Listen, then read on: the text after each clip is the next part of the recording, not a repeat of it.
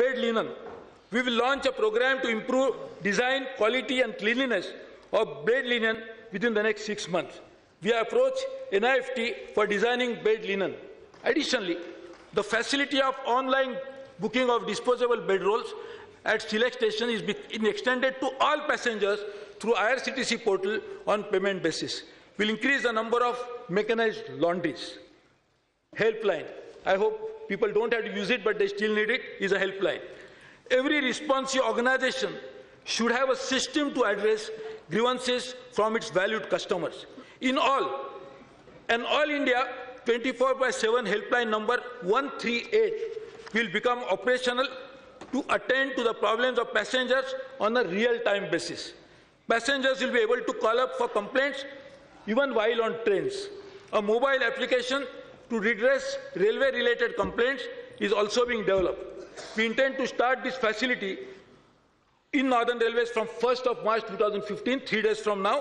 Based on the experience gained and the feedback received from passengers, this will be extended to all our railways soon thereafter. Further, keeping in mind the criticality of security-related issues, we have dedicated toll-free number 182 for receiving security-related complaints. Railways would utilize resources from Nirbhaya Fund for augmenting security for a woman passenger, for which I thank the Honorable Finance Minister for being so generous in doing many things besides this. Ticketing. One of the biggest problems faced by the common man intending to travel in unreserved class is purchasing a ticket. We are introducing Operation 5 Minutes to ensure that a passenger traveling unreserved can purchase a ticket within 5 minutes. Provision of modified hot buttons coins, vending machines and single destination tailor windows will drastically reduce the transaction time. For the differently able travelers, a special initiative is being launched whereby they can purchase concessional e-tickets after only one-time registration. It is also proposed to work toward developing a multilingual e-ticketing portal. We will move towards crediting all refunds to the banking system. In Central, Western and Southern Railway suburban stations, we have already started a pilot project of issuing unreserved tickets on smartphones. We hope to extend this facility progressively to all stations. Automatic ticket vending machines with smart cards and currency options have also been installed in many stations. It is proposed to proliferate this further and also to introduce debit card operated machines. Introduction of integrated ticketing system on the lines of rail-cum-road tickets to Jammu and Srinagar route will be expanded to many other routes. For the benefit of our brave soldiers, a defense general will be happy. A defense travel system has been developed for elimination of warrants to make travel easier. This facility has been commissioned in 600 locations out of 2,000 locations. The facility is being expanded further. Catering. To provide freedom to our valued passengers to select their meals from an array of choices including local cuisine, e-catering has been introduced in 108 trains on an experimental basis only last month. Food can be ordered through the IRCTC website time of booking. We are working to integrate the best food chains in our country in this. Depending on the response from a customer, will be extended to cover. It is also intended best kitchens to be run by credible agencies serving quality food. Water are sparse, so people have water. We will expand this to cover in most railway stations. This will ensure availability of clean drinking water at very low cost to the people apart from being environment-friendly measure. Leveraging technology for customers, and it's a major issue, handheld terminals will now be provided to travelling ticket examiners which can be used for verification of passengers and downloading charts. This system will help us to move towards paperless ticketing and charting and expedite finalization of refund claims apart from saving reams of paper. I know paper industry will not be happy. We are also exploring the idea of extending the facility of SMS on mobile as a valid proof to travel for PRS ticket as well. We are putting in place an integral customer portal, which will be a single interface for the customers to access different services. Seamless navigation would be possible across different websites of railways. A centrally managed railway display network is expected to be introduced in over 2,000 stations over the next 2 years, which will aid in providing information on train arrival departure, reservations, general and emergency messages, and also any other information of interest to citizens. This facility will promote our government's program, Digital India campaign, and also unlock huge advertising potential. We propose to introduce an SMS alert service to inform passengers in advance about the updated arrival and departure time of trains at starting and destination stations. Similarly, SMS alert would be sent 15-30 minutes in advance of arrival of the train at the destination.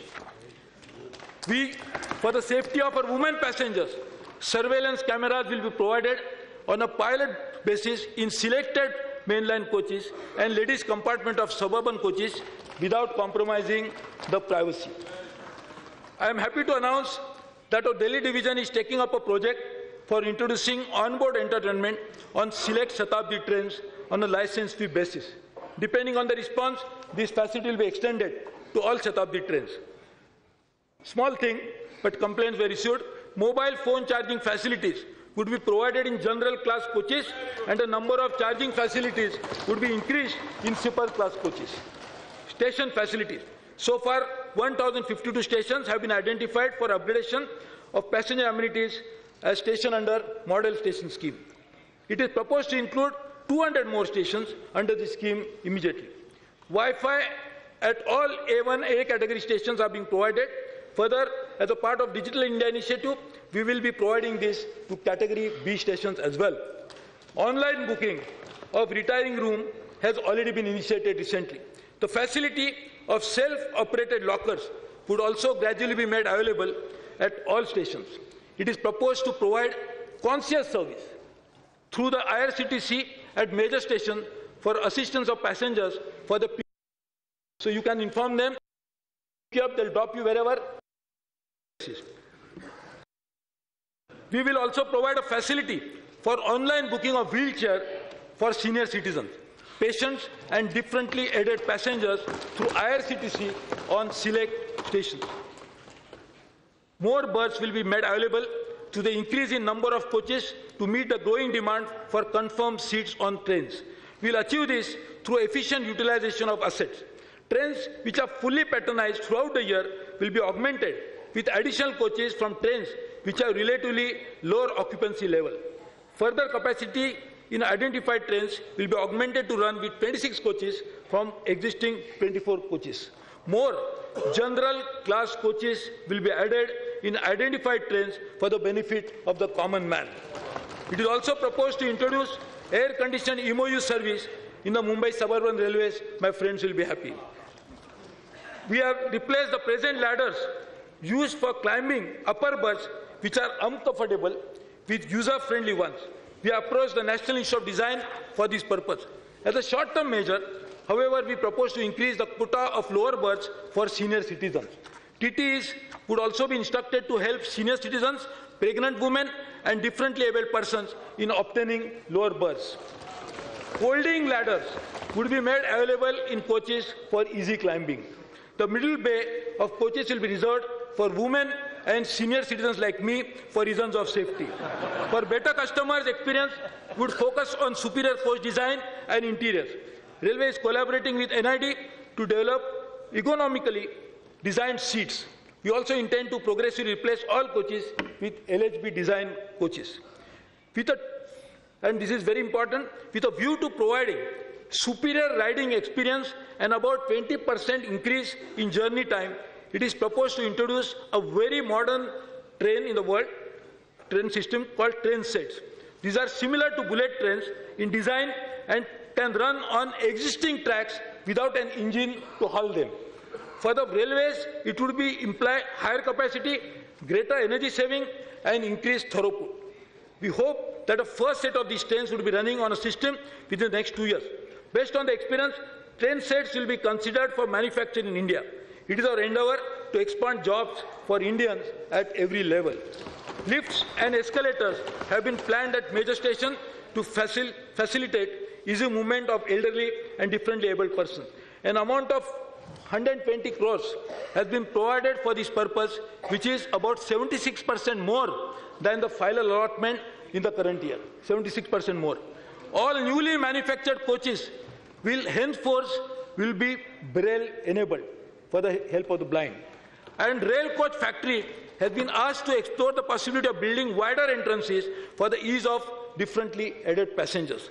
Madam, I am also happy to say that we are increasing the number of days when one can book a ticket to 120 days, so that the tout menace that we always see, people going and booking it, could be reduced to a great extent. Railway has been trying to provide better amenities at all stations. I am happy to inform the House that this year we increased the allotment for passenger amenities by 67%. I request all corporates, NGOs, charitable institutions and religious institutions to come forward and invest generously for the passenger amenities. I also request all MPs to use part of their MP-led funds in improving facilities. Just here.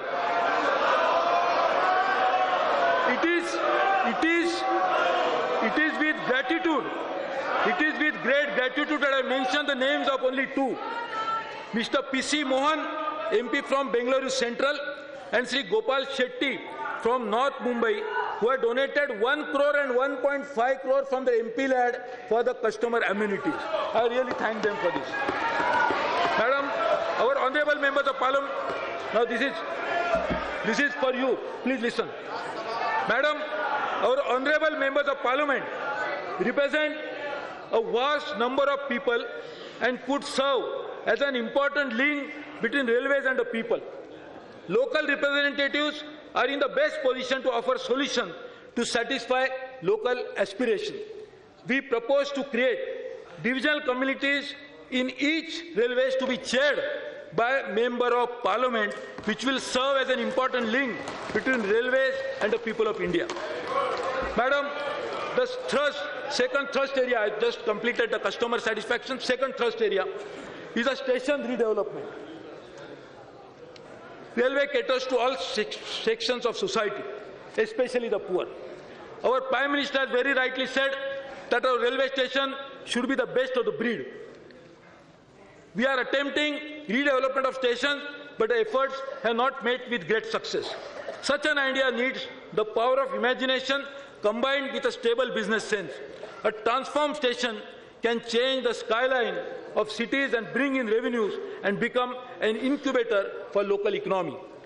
While the process for redevelopment of the already selected stations will continue, for the rest of the station, we propose to revamp the station redevelopment policy completely and simplify the process for faster redevelopment by inviting open bids from interested parties.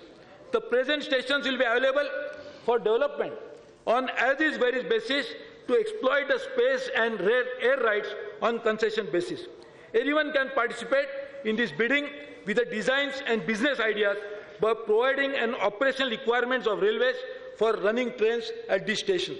All approved bids will be processed by independent experts and uploaded on the web and integrated with the best bidding practices. For quick decision making, the zonal and divisional offices will be empowered. A monitoring cell will be constituted to ensure adherence to timelines. We want our railway stations to be iconic structures with architecture reflecting the culture and character of that particular city. We invite the state governments and the local municipal bodies to be our partners in this endeavor.